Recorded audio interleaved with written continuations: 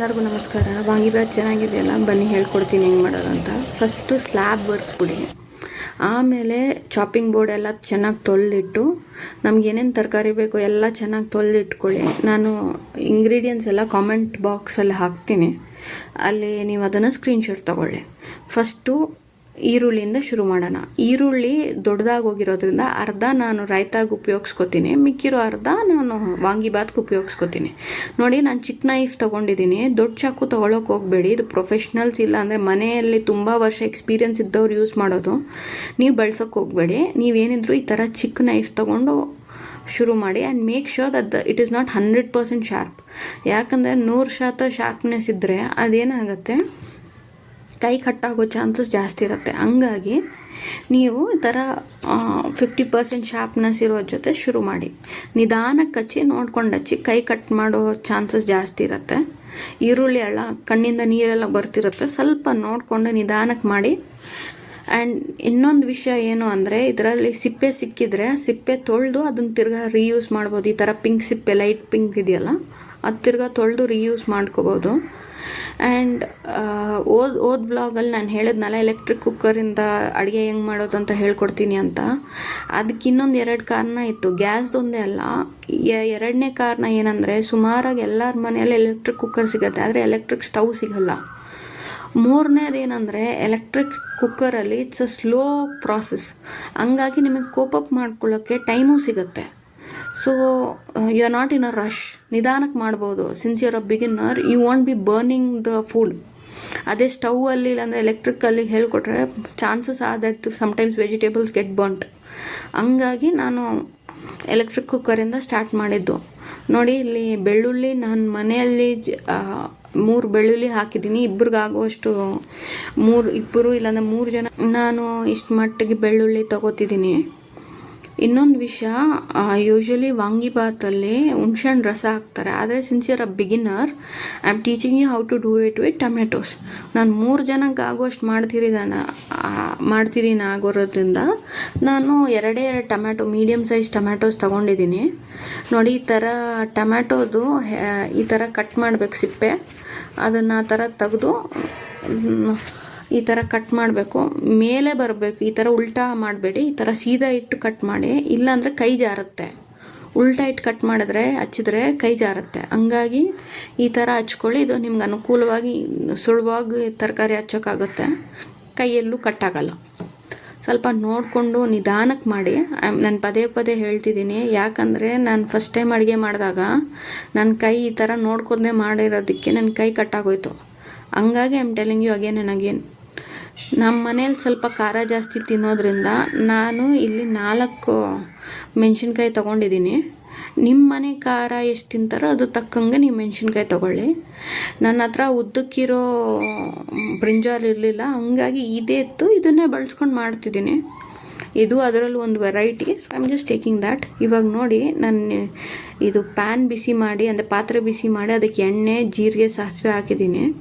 ಇದು ಸ್ವಲ್ಪ ಬೇಯಬೇಕು. ಬೇಯ್ದ ತಕ್ಷಣ ಇದಕ್ಕೆ ನಾನು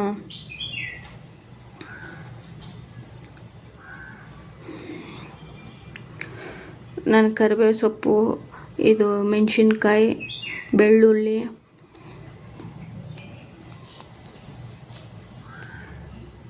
ಒಣಮೆಣಸಿನ್ಕಾಯಿ, ಇದನ್ನು ಸ್ವಲ್ಪ ಕಲಸಿ ಚೆನ್ನಾಗಿ, ಇದಕ್ಕೆ ಕಡಲೆ ಬೀಜ ಹಾಕಿ ಚೆನ್ನಾಗಿ ಕಲಸಿಕ್ಕಿ ಒಂದು 2 ನಿಮಿಷ ಫ್ರೈ ಆಗೋಕ್ಕೆ ಬಿಡಬೇಕು. ಅದಾದಮೇಲೆ ಅದಕ್ಕೆ ನೀವು ಈರುಳ್ಳಿ, ಟೊಮ್ಯಾಟೊ ಹಾಕಿ ಚೆನ್ನಾಗಿ ಅದನ್ನು ಬೇಯಿಸ್ಬೇಕು 2 ನಿಮಿಷ. ಅಷ್ಟೊತ್ತಿಗೆ ನಾವೇನು ಮಾಡ್ಬೋದು ಅಂದರೆ, ನಮ್ಮ ಮಸಾಲಾಸ್ ರೆಡಿ ಮಾಡ್ಕೋಬೋದು. ಮಸಾಲಾಸಲ್ಲಿ ಏನೇನಿದೆ, ಉಪ್ಪು, ಖಾರ, ಅರಿಶಿನ, ಧನಿಯಾ ಪುಡಿ. ನಾನಿಲ್ಲಿ ವಾಂಗಿಭಾತ್ ಮಸಾಲ ಇಲ್ಲಾಂದರೆ ಏನದು ಗರಂ ಮಸಾಲ ಹಾಕ್ತಿಲ್ಲ, ಯಾಕಂದರೆ ನಮ್ಮ ಮನೆಯಲ್ಲಿ ಯಾರೂ ಅಷ್ಟು ಮಸಾಲ ತಿನ್ನಲ್ಲ. 2 ಅದು ಎಲ್ಲರ ಮನೆಯಲ್ಲಿ ವಾಂಗಿಬಾತ್ ಮಸಾಲ ಸಿಗಲ್ಲ. ಒಬ್ಬೊಬ್ಬರು ಮನೆಯಲ್ಲಿ ಫ್ರೆಶ್ಶಾಗಿ ಮಾಡ್ಕೋತಾರೆ, ಒಬ್ಬೊಬ್ಬರು ಮನೆಯಲ್ಲ ಮಾಡೋದೇ ಇಲ್ಲ. 3 ಸಮ್ಮರ್ ಸೀಸನ್ ಆಗಿರೋದ್ರಿಂದ ಇಷ್ಟು ಮಸಾಲ ತಿನ್ನೋದು ಒಳ್ಳೇದಲ್ಲ ಅಂತ ನನ್ನ ಅಭಿಪ್ರಾಯ ಅಷ್ಟೇ. 3ನೇದು, ಇವಾಗ ನೋಡಿ ನಾನು ತರಕಾರಿ ಕಟ್ ಮಾಡ್ತಿರೋದ್ರಲ್ಲಿ ಮಧ್ಯದಲ್ಲಿ ಸ್ವಲ್ಪ ಭಾಗ ಕೊಳ್ತೋಗಿತ್ತು. ಕೊಳ್ತೋಗಿರೋ ಭಾಗ ನಾನು ಬಿಸಾಕಿದ್ದೀನಿ, ಚೆನ್ನಾಗಿರೋ ಭಾಗ ಮಾತ್ರ ಇಟ್ಕೊಂಡಿದ್ದೀನಿ. ಅದನ್ನ ಇಟ್ಕೊಂಡು ನೀಟಾಗಿ ಚಿಕ್ಕ ಚಿಕ್ಕ ಮೀಡಿಯಮ್ ಸೈಜ್ ಪೀಸಸಲ್ಲಿ ಕಟ್ ಮಾಡಿ, ಇದನ್ನು ಜಾಸ್ತಿ ಆಚೆ ಇಕ್ಕಂಗಿದ್ರೆ ಅದು ಒಂದು ಬಟ್ಲಿಗೆ ಹಾಕಿ, ಬಟ್ಲಲ್ಲಿ ಸ್ವಲ್ಪ ನೀರು ಹಾಕಿಟ್ಟಿರಿ, ಇಲ್ಲಾಂದರೆ ಕಲರ್ ಚೇಂಜ್ ಆಗೋಗುತ್ತೆ, ಕಪ್ಪಗಾಗೋಗುತ್ತೆ. ಸೊ ಅದು ಇನ್ನೊಂದು ವಿಷಯ ನೀವು ಗಮನ ಕೊಡಬೇಕು. ನೋಡಿ ಇಲ್ಲಿ ಅದು ಕೊಳ್ತೋಗಿದೆಯಲ್ಲ, ಕೊಳ್ತೋಗಿರೋದೆಲ್ಲ ಸೈಡ್ಗೆ ತಿಕ್ಕಿದ್ದೀನಿ. ಒಂದೊಂದು ಸತಿ ತರಕಾರಿ ಹಚ್ಚೋವಾಗ ಆ ಥರ ಒಳಗಡೆ ಕೊಳ್ತೋಗಿರತ್ತೆ, ಅದು ನಾವು ತರಕಾರಿ ತರೋವಾಗ ಗೊತ್ತಾಗಲ್ಲ, ಅದು ಕಟ್ ಮಾಡಿದಾಗ ಗೊತ್ತಾಗುತ್ತೆ. ಸೊ ಹಂಗಾಗಿ ಯಾವತ್ತೂ ತರಕಾರಿ ಹಚ್ಚೋವಾಗ ನೋಡ್ಕೊಂಡು ಹಚ್ಚಿ, ಕೈ ಹುಷಾರಾಗಿ ಇಟ್ಕೊಂಡು ಹಚ್ಚಿ. ಇವಾಗ ನೋಡಿ ಇದೆಲ್ಲ ಹಚ್ಚೈತಲ್ಲ, ಇದಕ್ಕೆ ಹಾಕ್ಕೋತೀನಿ. ಹಾಕಿ ಚೆನ್ನಾಗಿ ಕಲಸಿ 2 ನಿಮಿಷ ಇಕ್ಕೋದು. ಸ್ವಲ್ಪ ಚೆನ್ನಾಗಿ ಬೆನ್ನಬೇಕು, and that raw smell of that vegetables has to go. ಒಂದು ಸತಿ ಅದು ಹೋದ್ಮೇಲೆ ನಾನು ಹೇಳ್ದಂಗೆ 4 ಮಸಾಲಾಸ್ ಹಾಕ್ಕೊಂಡ್ರೆ ಆಯಿತು.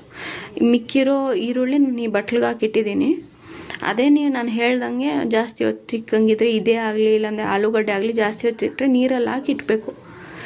ನಾನು ಈ ಗ್ಲಾಸಲ್ಲಿ ಅರ್ಧ ಗ್ಲಾಸಷ್ಟು ಅಕ್ಕಿ ತೊಗೋತಿದ್ದೀನಿ ವಾಂಗಿಬಾತ್ಗೆ. ಇದು ಹಳೆ ಅಕ್ಕಿ ಆಗೋದ್ರಿಂದ ನಾನು ಒಂದು ಅರ್ಧ ಗ್ಲಾಸ್ಗೆ 1:2.5. ಒಂದು ಗ್ಲಾಸ್ಗೆ 2.5 ಗ್ಲಾಸ್ ನೀರು ಹಾಕಬೇಕು. ಹಳೆ ಅಕ್ಕಿ ಆಗಿರೋ, ಹೊಸ ಅಕ್ಕಿ ಆದರೆ 1:2. ಸೊ ಇವಾಗ ಅಕ್ಕಿ ಎಲ್ಲ ತೊಳೆದು ಎಲ್ಲ ರೆಡಿ ಮಾಡ್ಕೋತೀನಿ. ಅದಕ್ಕನ್ನು ಮುಂಚೆ ಮಸಾಲಾಸ್ ಎಲ್ಲ ಹಾಕಿ ನಾನು ಇದನ್ನು ಬೇಯಿಸೋಕೆ ಇಡಬೇಕು. ಮಸಾಲಾಸ್ ಎಲ್ಲ ಹಾಕಿ ಚೆನ್ನಾಗಿ ಬೆಂದಿದೆ ಇದು. ಇದಕ್ಕೆ ನಾನು 1:2.5 ರೇಷಿಯೋ ಅಲ್ಲಿ ಅಕ್ಕಿ ಮತ್ತು ನೀರು 2 ಒಟ್ಟಿಗೆ ಹಾಕ್ಬಿಡ್ತಿದ್ದೀನಿ. ಇದು 3 ರೌಂಡ್ ತೊಳೆದಿದ್ದೀನಿ ನಾನು. ಇದು ರೆಡಿಯಾಗೋಕೆ 20 ನಿಮಿಷ ಬೇಕು. ಅಷ್ಟೊತ್ತಿಗೆ ನಾವು ಕ್ಲೀನ್ ಮಾಡಿ ಮುಗಿಸ್ಬಿಡೋಣ. ನೋಡಿ, ನಾನು 3 ಟಿಪ್ ಕೊಡ್ತೀನಿ ಇವತ್ತು ಅಡುಗೆ ಮನೆಯದು. ಒಂದು, ನಾವು ಅಡುಗೆ ಮಾಡುವಾಗ ಯಾವತ್ತಿಗಿದ್ರೂ ಒಂದು ಕಡೆ ಅಡುಗೆ ಮಾಡ್ತಿದ್ರೆ ಇನ್ನೊಂದು ಕಡೆ ಪಾತ್ರೆ ಎಲ್ಲ ಉಜ್ಕೋತಿದ್ರೆ ನಮಗೇನಾಗುತ್ತೆ, ಬೇಗ ಕೆಲಸ ಮುಗಿಯುತ್ತೆ. 1.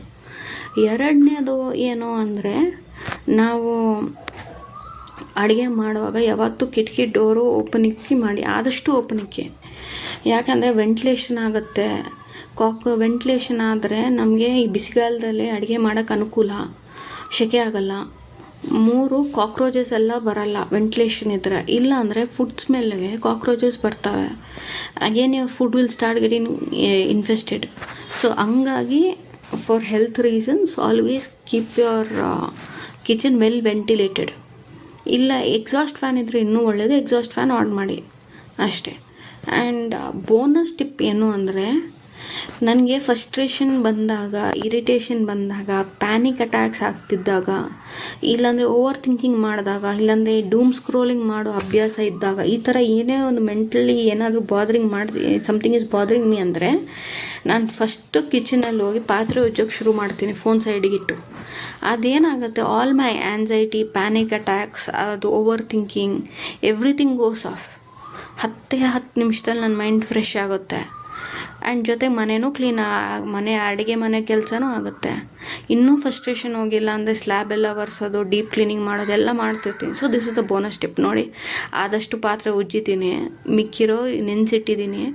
ಇದು ಸಾಯಂಕಾಲ ಕುಚ್ಕೋತೀನಿ, ಅಷ್ಟೊತ್ತಿಗೆ ಇದು ಒಣಗತ್ತೆ. ನೋಡಿ, vangibath ready. That's it for today's vlog.